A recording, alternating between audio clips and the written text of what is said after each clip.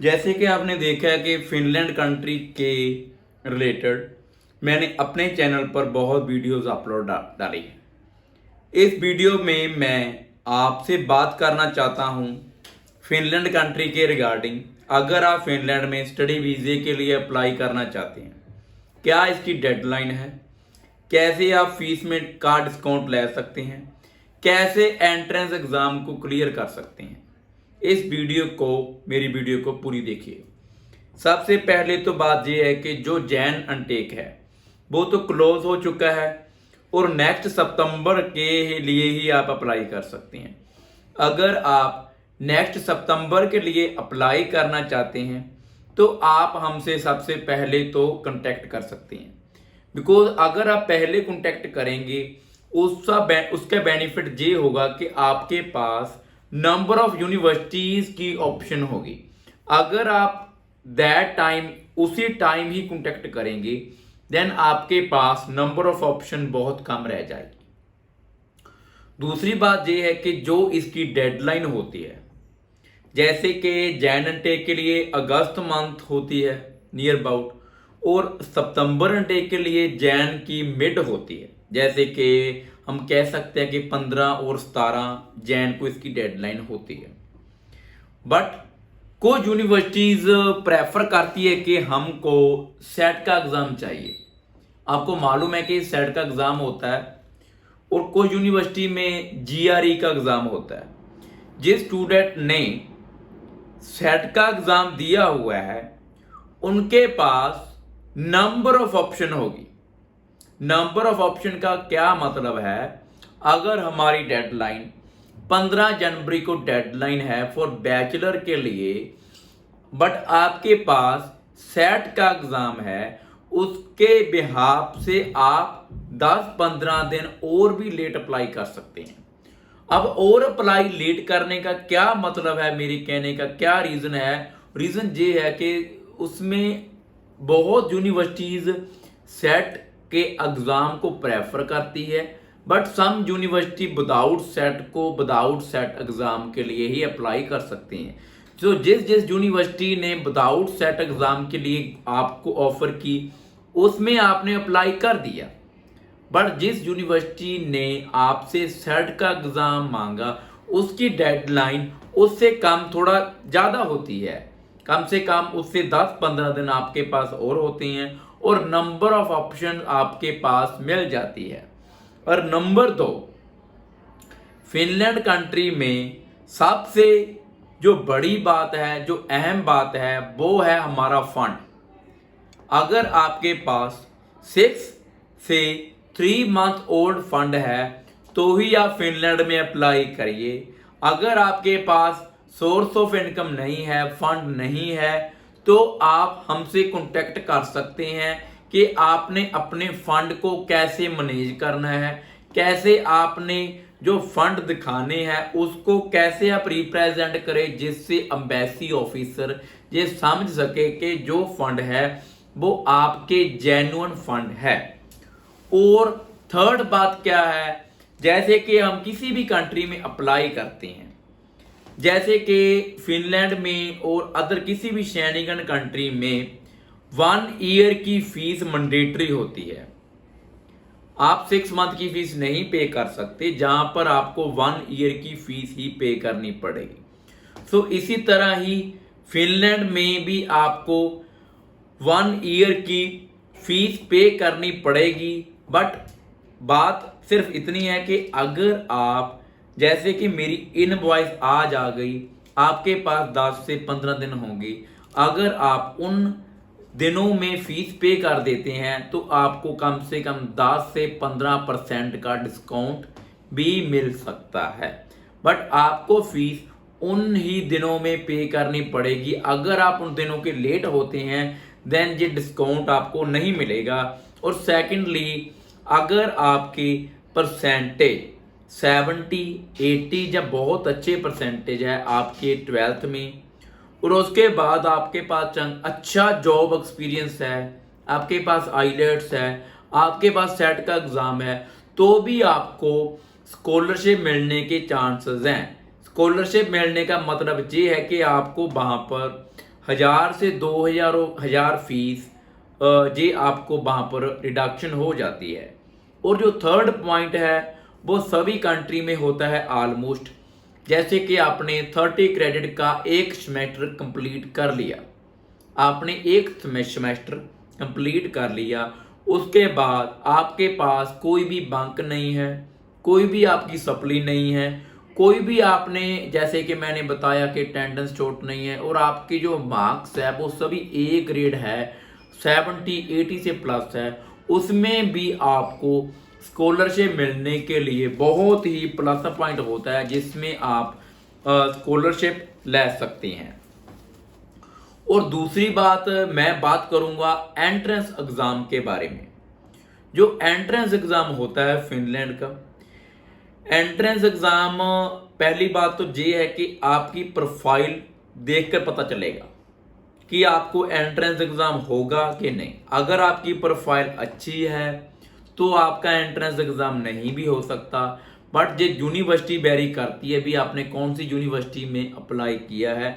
जब आप अप्लाई कर रहे होते हैं उसी टाइम यूनिवर्सिटी के वेबसाइट पर लिखा होता है कि हम एक एंट्रेंस एग्जाम लेते हैं, वो मैंडेटरी होता है, वो आप क्लियर कर सकते हैं। और उसका जो सिलेबस है, जो पैटर्न है, वो भी मैं आपको शेयर कर सकता हूं अगर आप फिनलैंड कंट्री के रिगार्डिंग हमसे इंफॉर्मेशन लेना चाहते हैं। और एक बात और, फिनलैंड कंट्री में किसी भी यूनिवर्सिटी में आप अप्लाई करते हैं, इसमें कोई भी आपकी एप्लीकेशन फीस नहीं आती, आप विदाउट एप्लीकेशन फीस अप्लाई कर सकते हैं। बट स्वीडन में आपकी एप्लीकेशन फीस आती है, और अदर कंट्री में भी, फिनलैंड, डेनमार्क में भी आपकी एप्लीकेशन फीस आती है। जैसे कि स्वीडन में आपकी एप्लीकेशन फीस ओनली एक आती है, ओनली एक एप्लीकेशन नियर अबाउट 10,000 होती है, और उस पोर्टल पर होती है। उस पोर्टल पर आप कम से कम 5 से 10 यूनिवर्सिटी में अप्लाई कर सकते होते हैं। बट अदर कंट्री में क्या होता है, आपको अलग अलग यूनिवर्सिटी की अलग अलग फीस पे करनी होती है। बट फिनलैंड इन सभी से डिफरेंस है। सो फिनलैंड में आपको किसी भी तरह की कोई भी एप्लीकेशन फीस नहीं पे करनी। और एक बात और, आप ज्वाइंट के साथ फाइल लगाना चाहते हैं, आप स्पाउस फाइल लगाएंगे, स्पाउस फाइल लगाने के साथ साथ आप 6 नंबर ऑफ यूनिवर्सिटी में अप्लाई कर सकते हैं। 6 यूनिवर्सिटी में अप्लाई कर सकते हैं, जिसमें आप नंबर ऑफ कोर्स में अप्लाई कर सकते हैं। बट अगर आप सिंगल केस में अप्लाई करेंगे देन आप एक यूनिवर्सिटी में 3 कोर्स में अप्लाई कर सकते हैं। अब बात करूंगा मैं मास्टर के लिए। मास्टर के लिए बहुत ही ज़्यादा कंपटीशन है। ऐसा नहीं है कि मैं सीधा डायरेक्ट कह दूंगा कि जी मैंने मास्टर में एडमिशन लेनी है। क्या मास्टर में एडमिशन सीधा डायरेक्ट मिल जाएगी? क्या मास्टर का प्रोसेस है? सबसे पहले तो मास्टर के लिए आपकी बैचलर डिग्री कंप्लीट होनी चाहिए, उसमें आपके मार्क्स 60 से 70 अबव होने चाहिए। बट फिनलैंड कंट्री में प्लस पॉइंट ये है, अगर आपके 50% भी है, 52 भी है, तो भी आप फिनलैंड में अप्लाई कर सकते हैं। फिनलैंड कंट्री में आपकी परसेंटेज ज़्यादा मायने नहीं रखती। इसमें मायने क्या रखती है कि आपके पास जो बैचलर की हुई है वो किस फील्ड में की हुई है, उसके बाद आपके पास आईलेट्स स्कोर कितना है और पीटी कितना है, या टोफल आपने किया हुआ है। अगर आप बैचलर के लिए जा रहे हैं तो आपके पास सेट का एग्जाम है, अगर आप मास्टर के लिए जा रहे हैं तो आपके पास GRE होना जरूरी है। ये मैंडेटरी नहीं है GRE, बट क्या है इसमें मैंने बताया कि जैसे कि सेट के एग्जाम से आपके पास नंबर ऑफ ऑप्शंस हो जाती है, इसमें आपका थोड़ा बेनिफिट हो जाता है एडमिशन लेने के लिए। आपका जो फाइल है वो प्रॉपर स्ट्रॉन्ग हो जाती है। सबसे जो बड़ी बात है, मास्टर के लिए आपके पास जॉब एक्सपीरियंस होना चाहिए, सैलरी आपके अकाउंट में होनी चाहिए। ये अकाउंट में नहीं है वो भी कोई मैंडेटरी नहीं है, आप वहाँ पर लेटर पैड से भी लिखवा सकते हैं। और आपके पास रिटर्न ITR फिल नहीं है तो वो ITR फिल करवाइए। तो सीधी सादी बात ये है कि आफ्टर बैचलर आपके पास कम से कम 2 से 3 साल का जॉब एक्सपीरियंस होना जरूरी है। बट जो जॉब एक्सपीरियंस होगा वो टीचिंग लाइन का बिल्कुल भी इंक्लूड नहीं होगा, क्योंकि टीचिंग लाइन किसी भी तरह का कोई जॉब एक्सपीरियंस नहीं है। आपके पास वो एक्सपीरियंस, जैसे कि आप कह दें कि मैंने कंप्यूटर की बैचलर की हुई है, कंप्यूटर में आपने बीटेक की हुई है, बट आप किसी स्कूल में टीचर जॉब करते हैं, बट वहाँ पर आप एज ए कंप्यूटर कह सकते हैं, कंप्यूटर टीचर हैं, वो आपकी जॉब कंप्यूटर के रिलेटेड नहीं बनेगी। सो आपका जो एक्सपीरियंस है वो टेक्निकल फील्ड या आपकी प्रॉपर उस फील्ड में ही होना चाहिए। सो टीचिंग लाइन में आपकी जॉब नहीं होनी चाहिए। कम से कम 2 से 3 साल की जॉब मैंडेटरी है।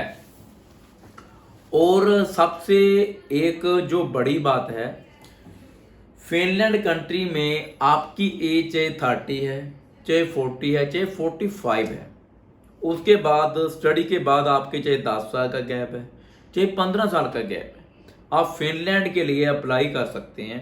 बट शर्त ये है कि आपकी जो स्टडी है वो इंग्लिश मीडियम में होनी चाहिए। ऐसा नहीं है कि मैंने पंजाबी में बीए कर ली, मैंने हिंदी में बीए कर ली विदाउट आईलेट्स। नो, आपने बीटेक, आपने बीसीए, एमकॉम, एमटेक, आपकी स्टडी टेक्निकल फील्ड में होनी चाहिए। और उसके बाद आपके पास जॉब एक्सपीरियंस होना चाहिए, और उसके बाद आपके पास आईलेट्स होनी चाहिए। ये सेट का एग्ज़ाम और जीआरई एग्ज़ाम ये कंपल्सरी नहीं है। और उसके बाद आप अप्लाई कर सकते हैं, चाहे आपकी एज जितनी मर्जी है, बट आईलेट्स पीटी जरूर करिए। उससे क्या है, आपके वीज़े आने के लिए बहुत ही बेनिफिट हो जाएगा। ठीक है। और अगर आप किसी भी तरह की कोई भी इंक्वायरी है फिनलैंड कंट्री के रिगार्डिंग, चाहे आपके स्पाउस ने अप्लाई करना है, ठीक है, जैसे कि आपका स्पाउस पहले फिनलैंड में रह रहा है, उन्होंने फिनलैंड के लिए अप्लाई करना है, आप स्पाउस की फाइल अप्लाई करना चाहते हैं, आप अपने पेरेंट्स को इनवाइट करना चाहते हैं, आप टूरिस्ट वीज़ा अप्लाई करना चाहते हैं, आप अपने स्पाउस के साथ और अपने बच्चों के साथ फिनलैंड का वीज़ा अप्लाई करना चाहते हैं, चाहे आप किसी कंट्री से डिपोर्ट हैं, चाहे आप बैन हुए हैं, चाहे आपकी प्रीवियस रिफ्यूज़ल है, चाहे कनाडा से, ऑस्ट्रेलिया से, whatever any one, then आप किसी भी टाइम अप्लाई कर सकते हैं। आप हमसे किसी भी टाइम संपर्क कर सकते हैं अगर आपको फिनलैंड कंट्री के रिगार्डिंग इंफॉर्मेशन चाहिए। और मेरे चैनल को लाइक करें, शेयर करें एंड सब्सक्राइब जरूर करें। नमस्कार।